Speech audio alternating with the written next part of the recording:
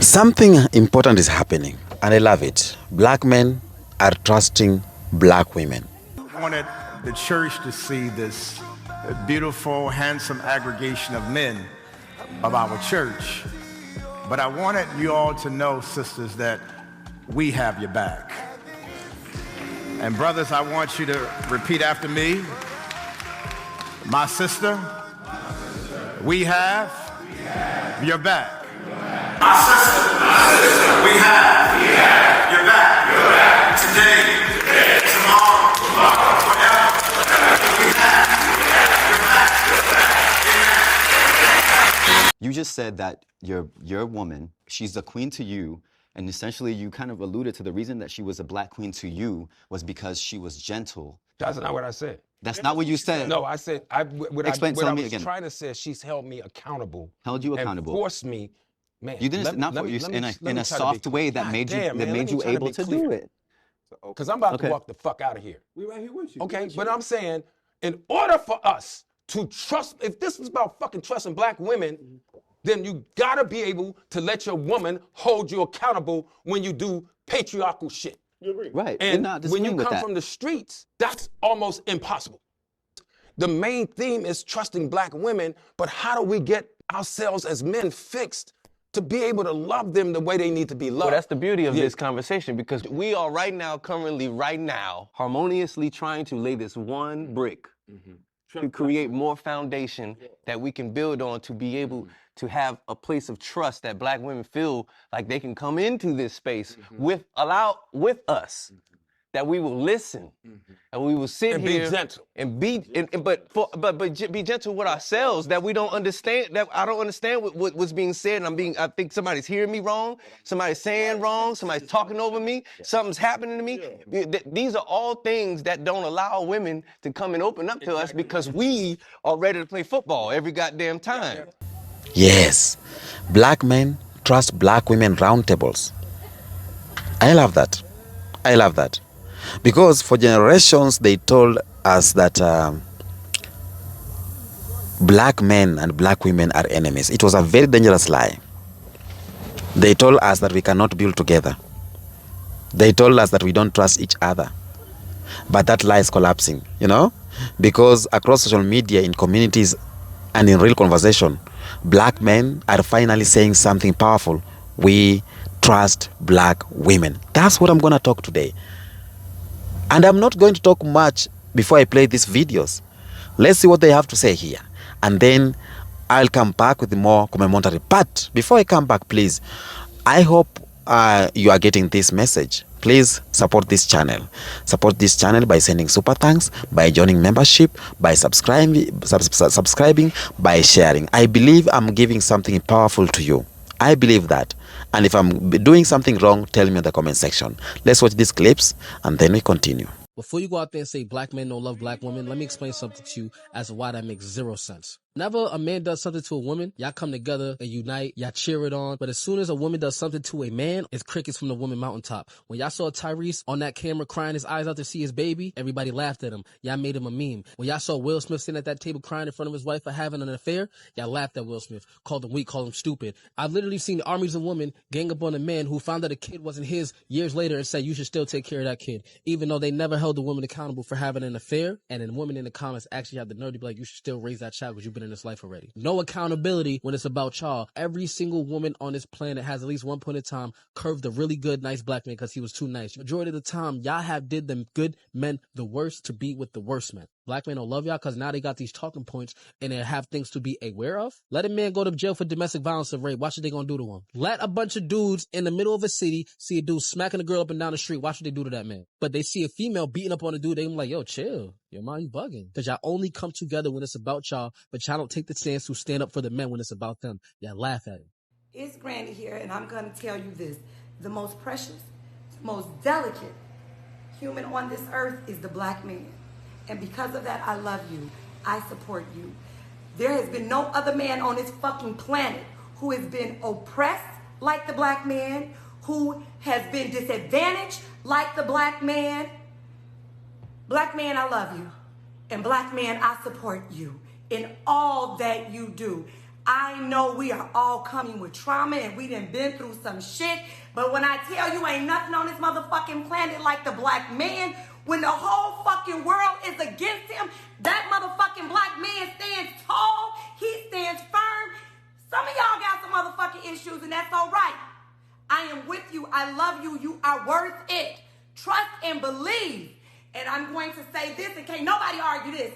Ain't no other man on this motherfucking planet can look good without a beard but a black man. Black women and black men were never meant to compete. Competing was not our rhythm. Competing was not our design. Competition between us was manufactured. The system didn't just steal our land and labor, it stole alignment. It broke the masculine-feminine partnership that had always been the foundation of our families. They removed black men from the home with welfare policies that said, if a man lives here, we won't help you. They created a structure where the government replaced the father and then blamed black men for being absent. Right? Corporate America did its part too. They promoted black women over black men, not because they value black women more, but because division creates control and because a black man with power is always a threat to the system. Suddenly, the woman making more money was told she was the boss of the house. Roles were distorted, respect got tied to income, power got tied to paychecks. And media plays its role too. In music, movies, talk shows, podcasts, all pushing the narrative that black men aren't enough, black women are too much, and somehow we're the problem, instead of systems that engineered the imbalance. This is why competing with each other violates the comedic law of correspondence and the law of rhythm. When the rhythm breaks between black women and black men, the rhythm breaks everywhere, in our money, in our homes, and in our legacy. Brothers, we need you. You are an essential part of this rhythm. Sisters were never meant to carry this all alone. When we restore the balance, we remember the truth. We were never meant to compete. We were meant to co-create. Let me know your thoughts in the comments and if you're ready to restore the rhythm.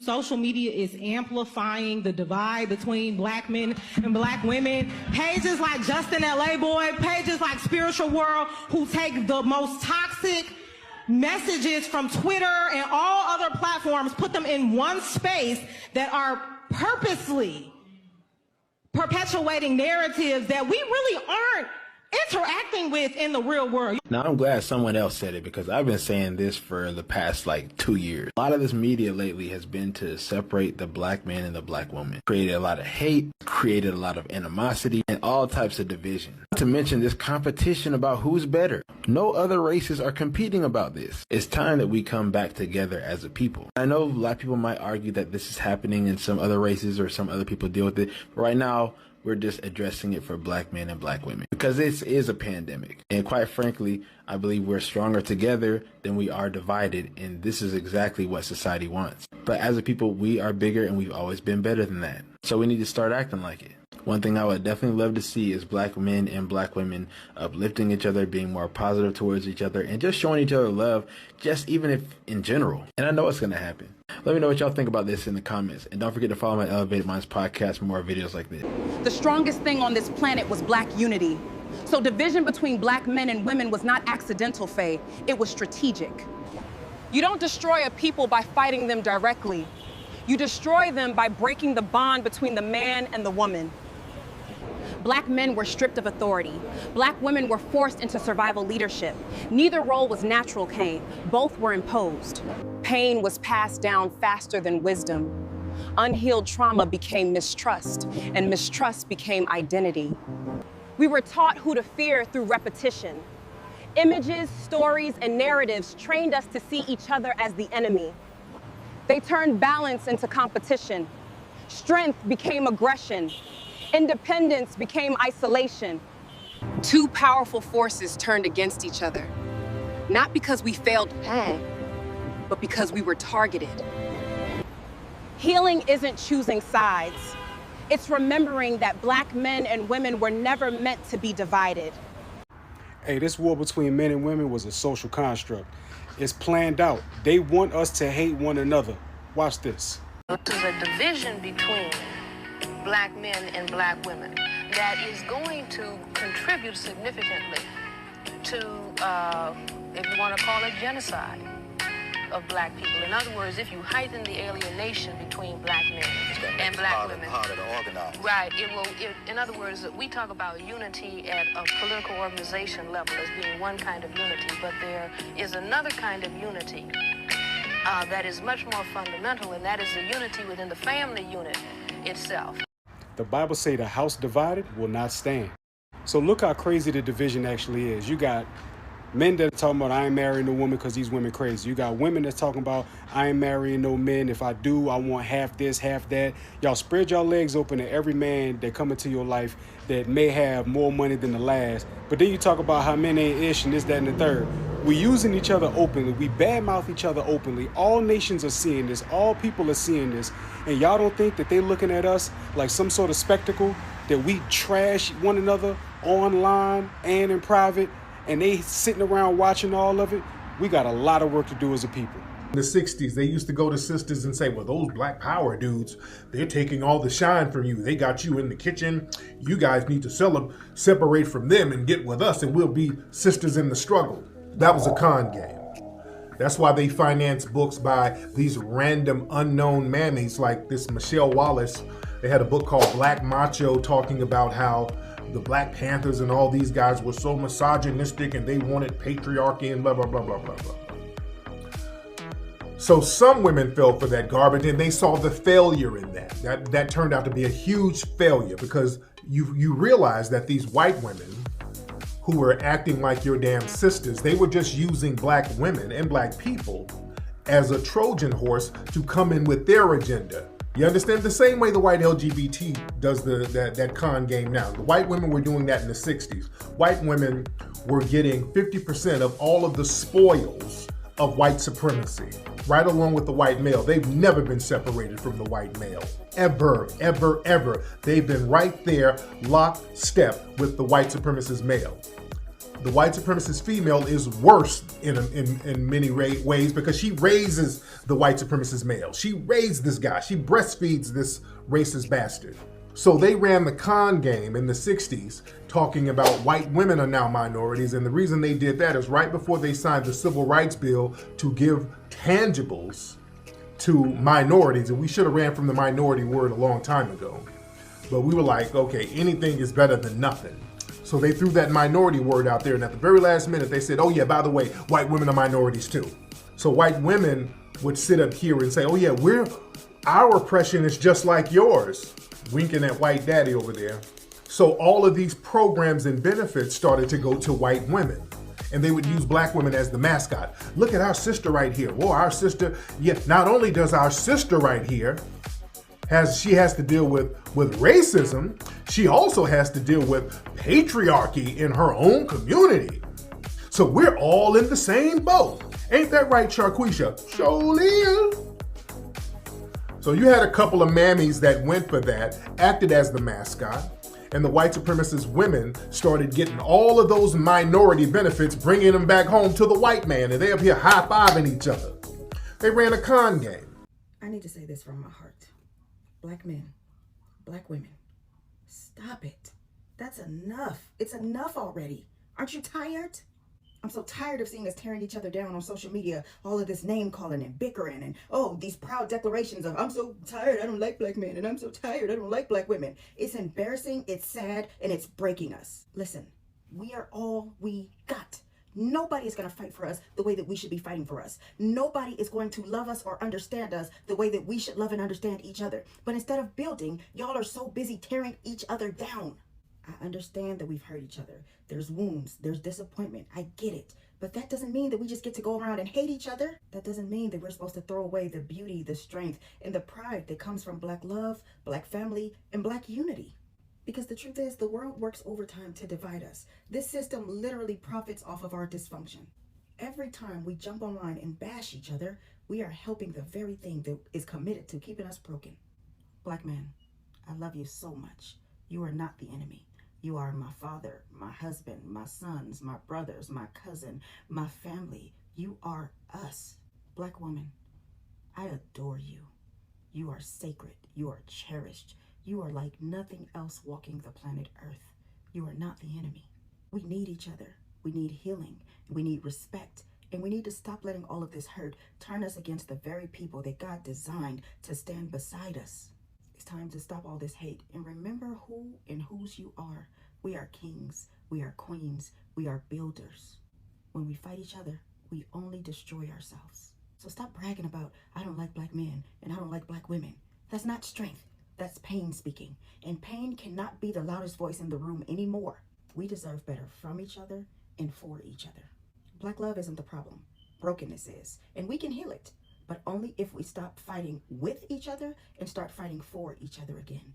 We are all worth it and we all deserve it. It's time, you guys. The historical and long-term effect of this division between black men and black women, the child that grows up angry and doesn't know why he's angry, the child that goes to school with questions that never get answered, the child that goes to school that leaves out that door with low self-esteem, that is never told that his black skin or her black skin is beautiful, the child that then arrives at that destination, the school, angry with questions unanswered, with low self-esteem, yet you wonder why that child is flipping over desks and slapping teachers and getting suspended and kicking out of schools.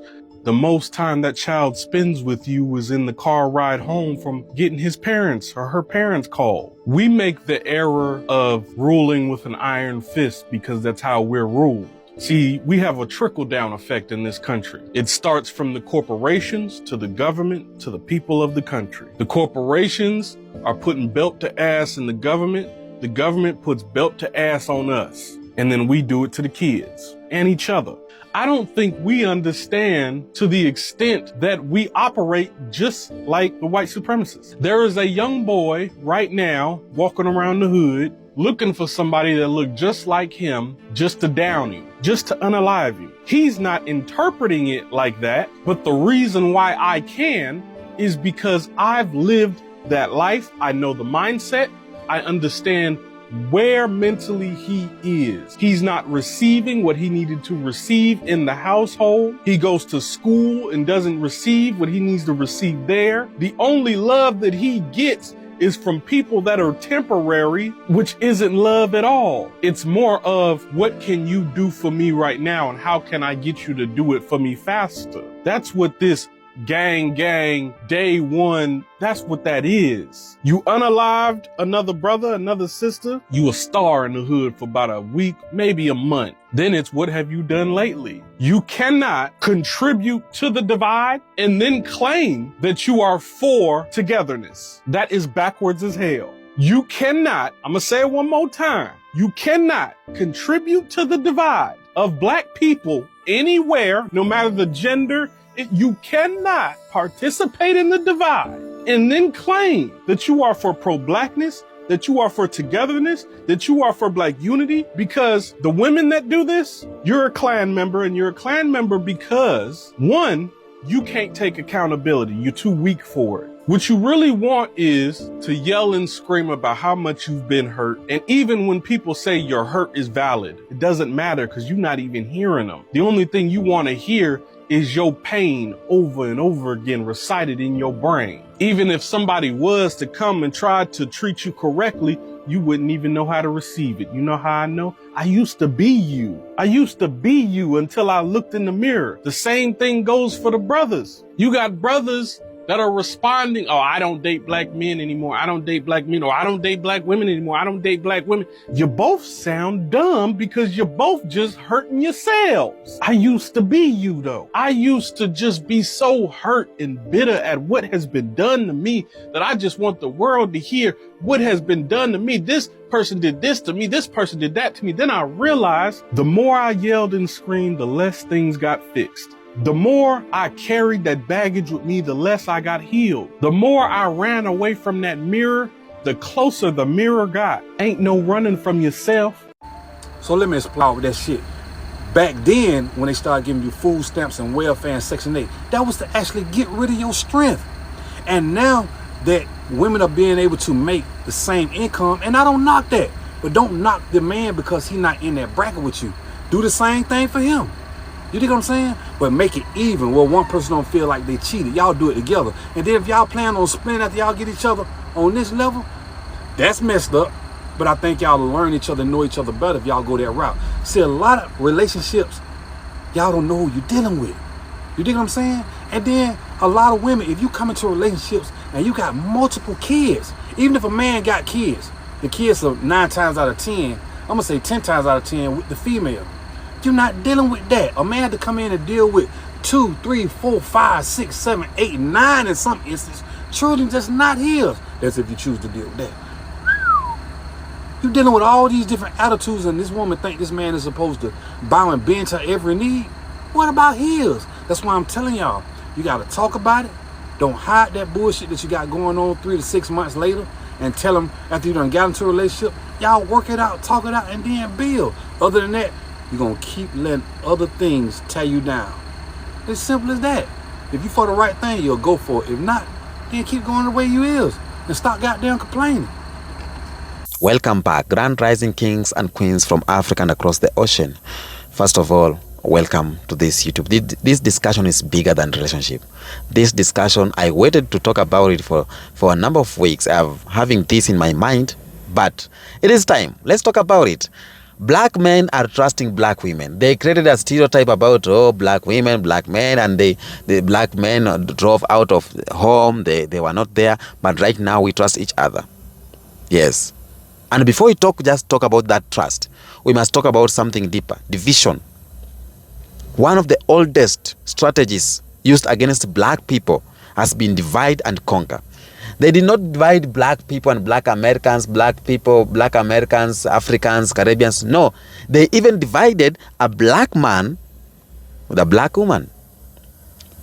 When enslavers came to Africa and later enslaved Africans in the American, they quickly realized something powerful, that black communities were strongest when men and women worked together. Families were very much strong. Communities were strong. Leadership was strong. So what did the system do? They attacked the black family structures. Dr. Keter, this is historian Keter Woodson. He's the author of the Miseducation of the Negro. Explained that when you want to control a people, you must first control how they think about themselves. Okay? And part of that control involved breaking trust between black men and black women. So they created stereotypes, they created propaganda, they created narratives, narratives like black men are irresponsible, black women are angry, black men abandon families, black women hate black men. We have seen this on social media. You have come across that. And that narrative was not accidental. It was strategic psychological warfare.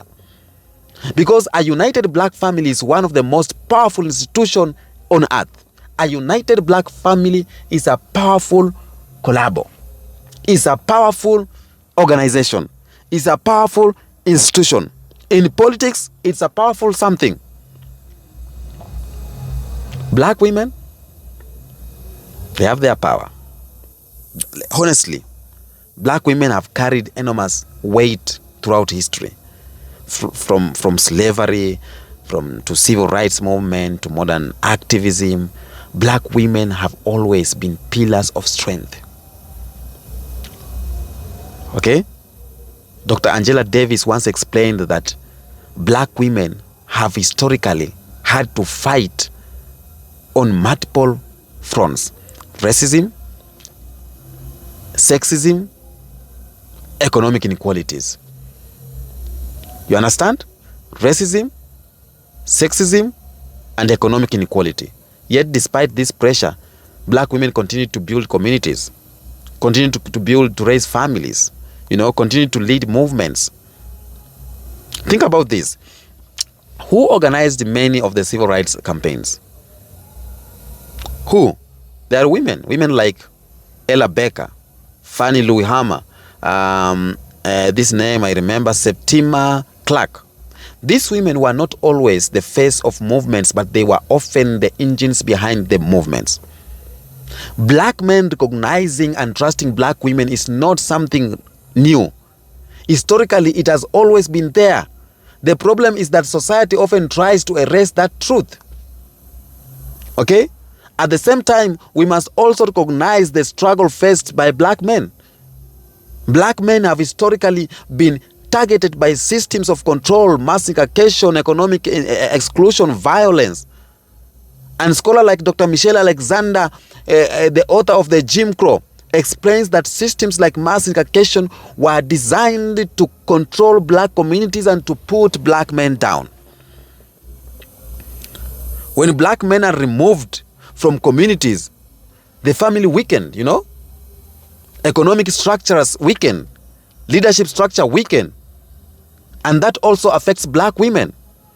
So when we talk about trust between black men and women, we must understand that both have faced unique forms of pressure. But despite this pressure, black men and women have always found ways to support each other. I'm saying that without any contradiction. When you see at the modern social media battle, today, a lot of people see arguments online like the gender wars, relationship debates, endless social media fights between black men and black women. But here is something many people do not realize. Social media often amplifies conflict because conflicts get attention. Because conflicts get algorithm. Algorithm rewards drama. They reward controversy. They reward division. That means the loudest voice online do not always represent the majority of people. In reality, many black men deeply respect black women, and many black women deeply respect and support black men. That's the reality. Tell him in the comment section if I'm lying. But healthy conversation rarely go viral. Arguments do, you know. So sometimes the internet creates the illusion that black men and women are constantly fighting. That's what they create. But when people sit down in real conversation, in round tables, the truth comes out. There is more love, there's more respect and understanding than people think between black man and a black woman. You know, trust is the foundation of any relationship, not just romantic relationship or community relationship, economic relationship, political relationship. The idea that a community rises when its members support each other is there. You know, black men trusting black women and black women trusting black men is essential for collective uplift. Because when trust exists, family grows stronger. When trust exists, business grows stronger. When trust exists, communities grow stronger, political influence grows stronger. And that is exactly what many power institutions they tried to erase, to prevent the unity of black people, the unity of black man and a black woman. So the round table conversation where we have black men and women, just imagine that table. At the table sit black men and a black woman, no arguing, not attacking each other, but speaking honestly, listening, understanding. This is the round table conversation. At this table, people discuss real issues. At that table, they discuss concerns, pain, history, misunderstanding, but also they respect and solutions, because healing does not happen through silence. It happens through dialogue. Many black men today are speaking openly about something important. They are saying black women have always been loyal supporters. Black women stood by them through struggle. Black women raised families under extreme pressure. Black women fought the civil rights and community advancement. So recognizing this does not weaken a black man. It strengthens a black man, because acknowledging the contribution of black women is simply acknowledging reality. Black women right now also have powerful perspective. Many black women say they want respect, protection, partnership, not competition. You know, black women often emphasize that they do not want to be seen as. Black women also have powerful perspective. Many black women say they want respect, you know, protection, partnership. Black women often emphasize that they do not want to be seen as adversaries to black men. They want to be seen as allies. And historically, They have always been our good allies. So I can give you a historical example, by the way, of black unity. History gives us powerful examples of black unity. Martin Luther King and Coretta Scott King, Malcolm X and Betty Shabazz, Marcus Garvey and Annie Jackie Garvey. This partnership were not just marriage, they were movement. Movements built on shared vision and trust, and these couples understood something important. Liberation requires unity. Today the world is changing, and this conversation matters a lot today. We as black men and you as black women, we must not be divided, okay? Because today the world is changing economically, politically, culturally, technologically, but one thing remains truth.